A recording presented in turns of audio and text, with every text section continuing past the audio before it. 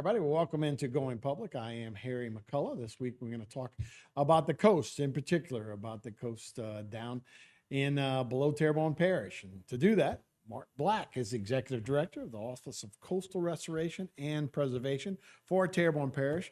Thanks so much for being with us, man. Look, I mean, anybody that's from this area, what a great title, what a great job you must have, because it's so important to our area to work on the coast down there. Thank you, Harry. It really is a lot of fun. It's very interesting. We're doing good work, but with partners, we're doing good work in restoring our first line of defense, which is our barrier islands. Yeah, without a doubt, we've seen that from coastal, intrusion, saltwater intrusion. I mean, going back to, I guess, 1927, when we decided to levee off the right. Mississippi River. We're growing land to the east of us and growing land to the west of us, but we're going the other way, and that's where we are, right? So that's the fight. Huh? Well, that's the fight, but we're winning a little bit in some of the areas of the parish with the coastal restoration projects through the QIPRA program. We partnered with CPRA in Baton Rouge, which is the state agency responsible for coastal restoration. And over the years, a lot of work has been done. The barrier islands are critical to our existence here in Terrebonne Parish. So rebuilding those islands is very, very important to us. Yeah, so let's talk about some of those islands. So we got Coon Point, we got Whiskey Island. What are some of the other islands? Well, we've got Raccoon Island, we've got Whiskey Island, we've got Trinity and East, which is now one island. There used to be two, and we also have Timbalier, which is, I guess, a very big island, and East Timbalier and West Bell, but both of those are in Lafourche Parish, just inside Lafourche Parish. So, but they're all part of the barrier island system for protecting Terrebonne. You could argue that Pointe-à-Pierre Island to the extreme west is also a barrier island, but it's a little different than the ones we have right now, and it tends to afford more protection to St. Mary Parish, Morgan City, than it does to Terrebonne. Right, and these work as buffers and redundancy as far as stopping storm surge and that kind of stuff. Well, it helps to break it down. Mm-hmm. Stopping storm surge is it takes a lot more than that. Sure. But as I said, we have a line of defense strategy where our barrier islands are that first line of defense for us. Yeah, I mean, going out to Last Island. I mean, when you used to be able to drive a car out to Last Island, just about, and they were all connected. It was all one big island, but now that's through storms and erosion, they've broken up. Right. I'd like to see the gaps between those islands reduced. We're about to lose. I didn't mention Wine Island. Right. And at low tide, you can see it. At high tide, it's basically underwater. Right. So yeah, anybody that's been fishing knows it's always changing out there. It is. But very encouraging news between caring about it, trying to work on it, doing different things. We're going to start with Raccoon Island, and from what we can see, really encouraging. So what have you done out there? Well, the Raccoon Island was originally, the rocks were put there, I think, through a QIPRA, that's the Coastal Wetlands Planning Protection Restoration Act project. It also involved a little bit of work on the, I guess you could say, the north side of the island. By the way, that's all green now. They've removed the barriers that were keeping the water in there. But as you can see, there's a scalloped edge around the southern part of that island, which is created by the segmented rock barriers, which actually trap the sand as it comes in. That those rocks break down the wave action and allow the sediment to fall out. And over time, it creates that little scallop look that will increase. And you can see here, there's some barges out there that did some work on the rocks, which actually sank a little lower than their design height. So they're adding rocks to those barriers, and you can see the difference in the color of the sand. Mm-hmm. The sand that's closest to the vegetation is the older sand. The newer sand is that has been trapped by the segmented rock barriers. And the growing on the left as it comes into the island, it's buried. It's buried by sand. So we know it works. Right. And this technique has been used. I was showing the parish president. I said, "Gordy, go look at the west coast of Italy." So he did, all over the place, and they're working, Rocks, building sure. sand. Yeah. Well, I mean, anybody that's been to Grand Isle knows this. And when did those rocks go in? Oh, those rocks went in some time ago. Right. Uh, But you can see, I mean, yeah, in that Quipper project, and I have been out there after a storm, and while there was some loss of sand due to the storm, it eventually comes back, and you don't have to go Right. pump sand on that island. The rocks will take care of that Sure. over time. Well, anybody, like I say, has been to Grand Isle knows that on the eastern side, they've had those rocks there. The beach used to be underneath the camp so much. Now you need a golf cart to get to the water. Exactly right. And then on the west side, they don't have the same kind of rocks. Yeah. And they're fighting with that burrito levee every year. It seems like it's destroyed. Well, we had proposed on Whiskey Island before the construction started. We had an engineer do a feasibility study, and it showed that by putting segmented rock barriers in the dry, go ahead and pump the sand and actually bury those rocks, that over time, as the sand eroded, the rocks would allow you not to have to go back and pump more sand on that island, because it would trap sand, because there's a longshore transport there, and we're benefiting from I think it splits at the Atchafalaya. West of the Atchafalaya, it comes our way. East of the Atchafalaya, it goes towards Grand Isle. So that sediment moves, and it can be trapped. And so we're just on Raccoon Island, we're taking, benefiting from that. But Whiskey Island was built, and it was, I don't know, 10.5 million cubic yards of sand were pumped on. It looks great out there, and it did survive. It did survive the storm, a couple of them. Ida. Because Ida, I've had a chance to go out there and look at them. There's one little area I'm kind of concerned about, but it didn't totally breach the island. Just, we can fix that. But the video that I have here has to do with the work that was done on Trinity East. And this is a different technique. This is where they're actually pumping sand from Ship Shoal. And you got on the island. bulldozers out there. So we got a video to we take a do. look at. And and so these pipes are like 9 miles offshore that are taking the sand from Ship Shoal. Very heavy, 25-inch pipes.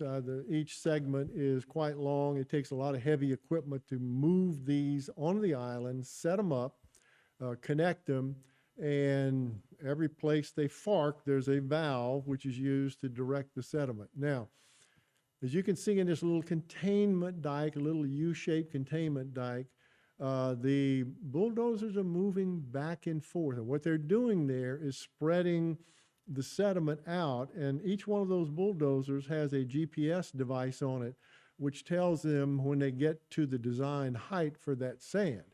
And they allow for dewatering. Like scraping. Yeah, they're just moving it. They're just Right. moving it within that cell. And when it gets to where it needs to be, they will move on to another cell. It's just a matter of moving the bulldozers and throwing a switch, the valve on the pipe, and they can pump onto another one.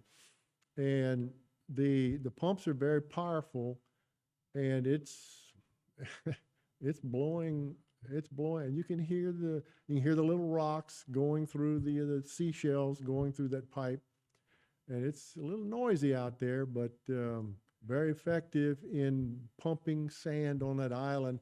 And look, right there where those bulldozers are, eventually that you're probably going to be 8 to 9 feet above sea level right there. Right there. And when that dewaters, it's going to look like, you can see in the back of that video, you can see a whiter sand. That's what happens when it dewaters. And they'll come back when they've removed all the equipment, and they'll build a sand fence along the dune, and that sand fence helps to track sand that may be blown off. Either way, north wind, south wind, it'll try to keep it on the island. And they'll come back with some vegetative planting maybe 25, 30 yards on either Which side would of be that key to fence. keep that. And that's, you want vegetation because that helps to keep the sand on the island. But this island was finished, Yeah, this is Trinity. this is right? Trinity East, and it's all basically one island now because they closed in the cuts, and it's quite beautiful out there. And then you'll come out, and then you'd put vegetation on it, and then hopefully birds will come in and start nesting. Well, that actually, kind of stuff, right? when you get the sand out there, you'll get nesting, and those are migratory birds, and so they're protected, and you really can't. They've got to protect Right, those right. nesting sites Sure. and not disturb them. So it's very interesting Yeah, how all that works. That looks great, and like I say, I'd love to see from Calcasieu Parish to St. Bernard, just have them working 24 hours a day, right? Just build land, but obviously it's not that easy to do. But we have it's very encouraging to see that we're out there working and we're taking care of that and building new earth. So that's great to see. So, all right, we'll take another break. When we come back, we'll talk about where we're headed from here and what we're going to protect next. We'll be right back on Going Public after this.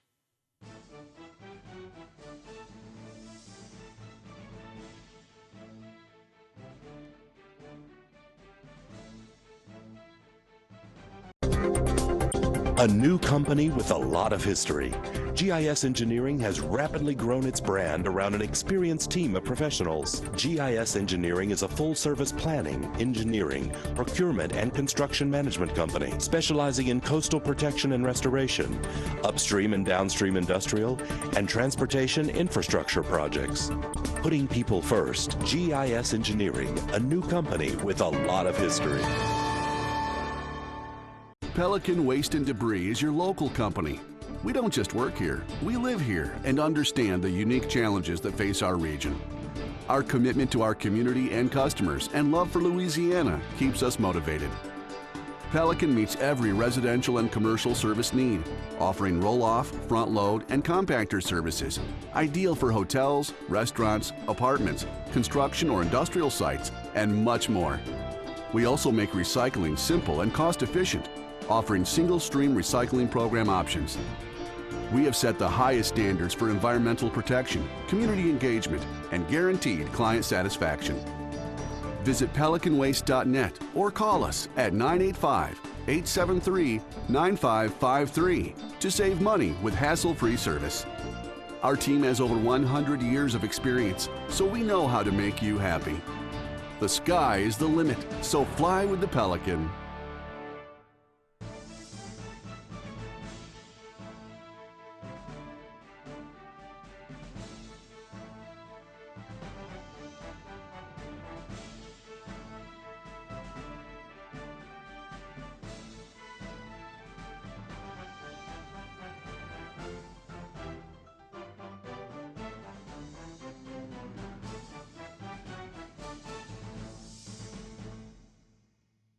Everybody, welcome back into Going Public. I am Harry McCullough. We're speaking with Mark Black, who is the Executive Director of the Office of Coastal Restoration and Preservation for Terrebonne Parish. Man, thanks for being with us.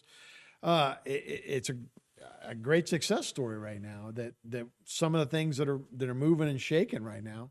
So we have an overall video that is showing some of the signs, and again, this is Trinity that we'll see. Yeah. And it's amazing some of the work that's being done, but then I guess it's a constant battle because the sea never ends, right? It keeps coming. Huh? That's true, Harry. And Terrebonne Parish cannot do that work alone. We have to have partners, and we have a great partner in CPRA, which is actually taking on the restoration of our barrier islands on a programmatic basis. So periodically, they know they've got to go out there and do assessments and figure out, okay, what do we need to do to bring this island back to a basic shape that it needs to be, needs to have.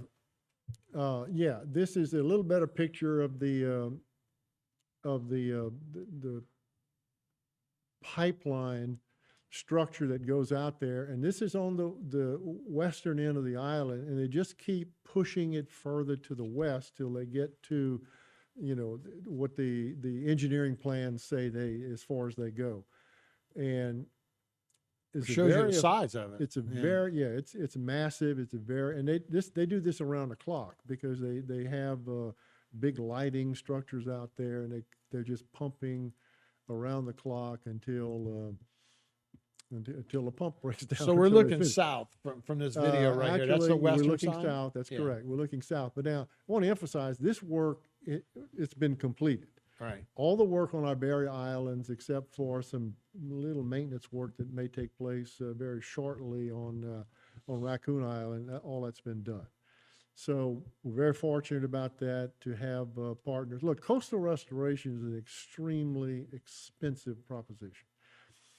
Terrebonne Parish cannot do it alone. All we can do is put whatever funds we can toward it, but partner with all the federal partners involved in the QIPR process, partner with CPRA, use whatever restore dollars we can get our hands on, and Go Mesa as well. BP, right? That's Yeah. the restore dollars Right. came I from the got you. BP oil spill. But that's going to sunset at some point. So we're trying to, and look, the amount of monies that were allocated to Terrebonne Parish over 15 years is $11 million. Now, that work on Trinity, That's a couple of that- days probably.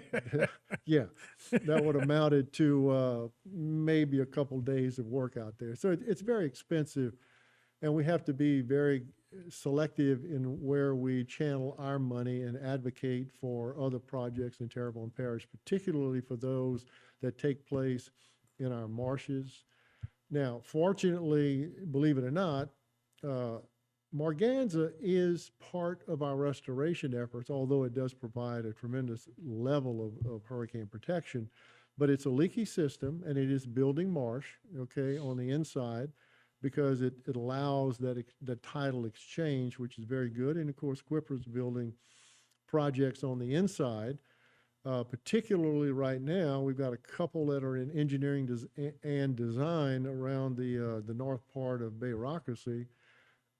We just finished a project, Lake Decad, Bayou Decad, came out very well, almost 400 acres there of marsh restoration. We are trying desperately to get projects in the eastern part of Terrebonne where the sea is really coming in on us quite rapidly. Right.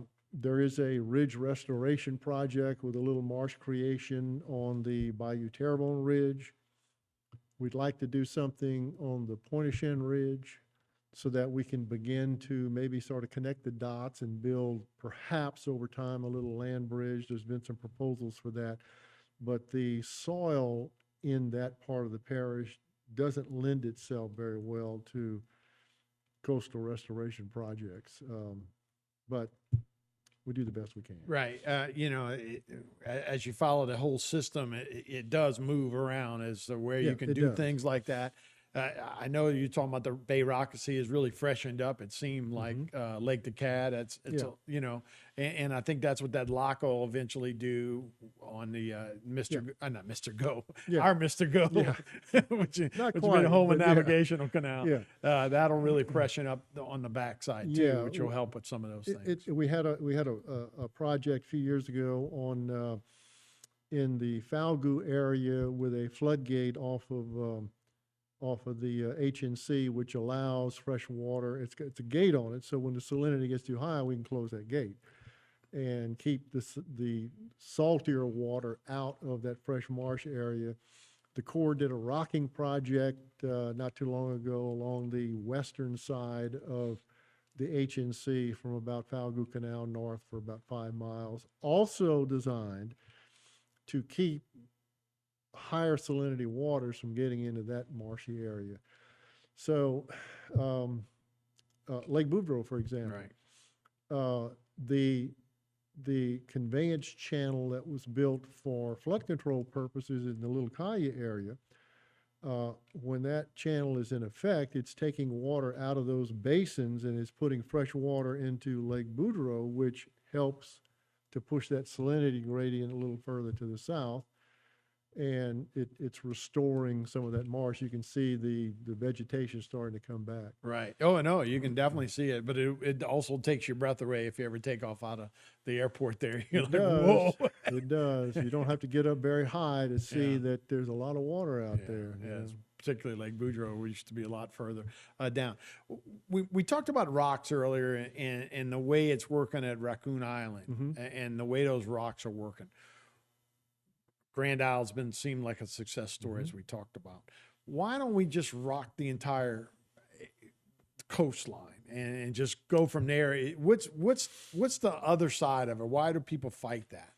Well, it's not just rocking it one solid rock barrier. It has to be out far enough from the land, so to speak, and it's got to be segmented, and there's got to be an opening, might be 100 yards or so between those segmented rock barriers, and you've got to have sufficient sediment, longshore transport, and so that you got to have sediment to trap, and the current has to be right. So is it applicable everywhere? Maybe not, but I think with sufficient engineering study, you can determine where it is. And it obviously worked on Raccoon Island. Yeah, no, it And we looks think great. it would have worked on Whiskey, Right. But powers that be decided not to do it that And way. I know it's that's fine, expensive, but it seems like there's a lot of rock up north. Just bring it down by barge and start putting it in yeah. the water. But like I said, we've played around with David Cormandel for years. A big Grand Isle about that for sure. Very interesting you say that though. That's something I had never heard of. The current disperses the sediment around. It moves it. and you have to be. So you say where Raccoon Island is, it comes from the west, but on other areas it It's might coming not. from the east, actually. I mean, coming from the east. Coming from the east and flowing to the west. So those segmented rock barriers are designed to trap that sediment. And as the waves move in, there's a gap for that wave to come in. And if you notice on how those little areas, you can see how the scallops, they're kind of deep in one, but they're touching those rock barriers on the other. So Right. the sediment's coming in from both sides Right. and filling that in. And as I said earlier, if you look west coast of Italy, you'll see the same thing happening. They're using those all over. Because when you see those, you go, well, that's not trapping anything because it's parallel with the coast, right? But Not exactly close. right. But I yeah. mean, I'm saying no. It's been remarkable the way they work. But it's right. It's a great engineering feat, and they've been doing it for years. And you say Italy's doing that on their west coast, you said, Yeah. and so they're doing the same thing. No, Well, they were have the doing it same way issue. before Right. we were. Way before we were. Okay. A little old the world down Yeah. there. Maybe the Romans started it. Well, I'm not sure about that, but somebody over there figured out Sure. that, this is the way to do it. And look, there are engineers all over the world who deal with this kind of thing. And we were fortunate to have one here from the University of Washington. At the time, we proposed to do this on Whiskey Island, and this guy works all over the world, so he knows what he's talking about. And we came very close to selling it to CPRA at the time. I think attitudes there have changed, and we may see more of that. Does climate change, is that a part of your world that you have to deal with when you make any kind of presentation? Well, climate change, to the extent that we are dealing with relative sea level rise, we're a little rise in the water and the land is subsiding. What's causing it, I'm not sure. Right. Climate change is a very big, I broad, know. generic. Coastlines change all the type. time. Yeah, they right. do. And, the climate has been changing for 4.5 Absolutely. billion years. Correct. And who's causing it I think that's not been Right. shown absolutely Right. what's causing it. Personally, I think it's solar activity causes it, but Sure. But coastlines change they do. all the time. And They do. to us think they're going to be steady and they're never going to change is just not. They do. I mean, Louisiana coast is, there's a lot to be learned by looking at and studying the Louisiana coast. Yeah, we're the youngest land, the land down here because it's all most recent, So I'd heard somebody put it that way. It's like we have the youngest land of anybody around We here. may. Because we make it, Yeah. Mississippi just made it recently. Very interesting, Mark. Thanks for the update, man. That's incredible, the work that's going on, and we appreciate any updates for sure. Good deal. All right, that'll go in public for this edition. I'm Harry McCullough. Thanks for joining us, everybody. We'll see you next time.